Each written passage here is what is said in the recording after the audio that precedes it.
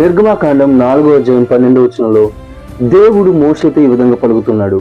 కాబట్టి వెళ్ళుము, నేను నీ నోటికి తోడయ్యుండి నీవు ఏమి పలుకోవలసినది నీకు బోధించదనని ఆయన పలకడం మనం చూస్తున్నాం. ఈ అధ్యాయాన్ని మనం ధ్యానించినప్పుడు దేవుడు మోషేను ఇజ్రాయేలీలను విడిపించడానికి పిలిచినప్పుడు మోషే తన బలహీనతలను దేవుని సన్నిధిలో తెలియజేస్తూ ఐగుప్తీలు తన మాట వినరని, అతడు నోటి మాంద్యం గలవని అతడు పలుకుతున్నప్పుడు దేవుడు ఈ విధంగా అతన్ని బలపరుస్తున్నాడు.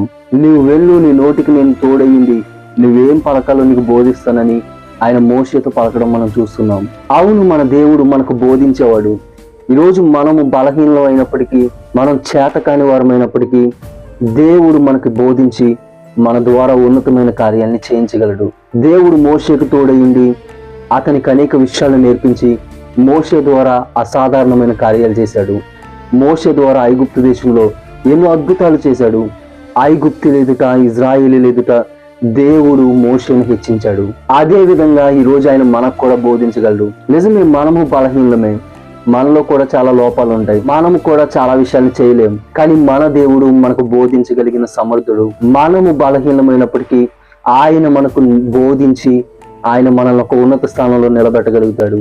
కాబట్టి ఈరోజు మన బలహీనతలను దేవుని సన్నిధిలో పెడదాం, ఆయన దగ్గర నేర్చుకునేవాడిగా మనం ఉందాం. అప్పుడు దేవుడు మనకు నూతనమైన విషయాలను బోధించి మన ద్వారా అద్భుతాలను జరిగిస్తాడు. అటువంటి కృప దేవుడు మనందరికీ దయచేయును గాక. ఆమేన్.